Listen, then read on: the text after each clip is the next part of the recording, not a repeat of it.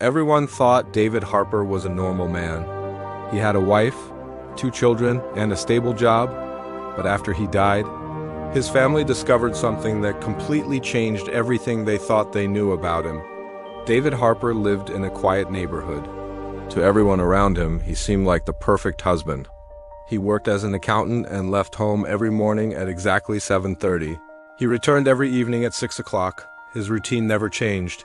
But there was one strange thing about David. Every Friday, he disappeared. He always told his wife he had to work late, and she believed him. For 15 years, this happened every single week. One day, David suddenly died from a heart attack. His family was devastated. While organizing his belongings, his wife Laura found something strange. A second phone. It was hidden inside a locked drawer in his office. At first, she thought it belonged to work. But when she turned it on, she realized something shocking.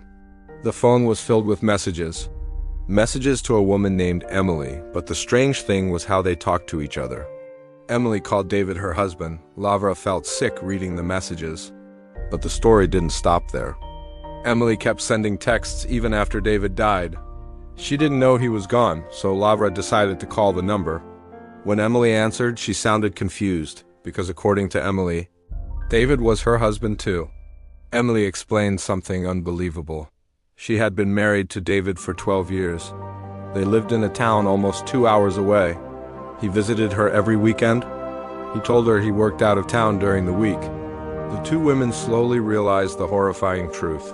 For over a decade, David had been living 2 completely separate lives, 2 wives, 2 homes, 2 families, and neither of them knew. But the biggest mystery was still coming. When both families compared photos, they discovered something strange. David used 2 different names, 2 different jobs, even 2 different birthdays. It was like he had created 2 separate identities, and no one knew his real one. To this day, both families still ask the same question. Who was David Harper really?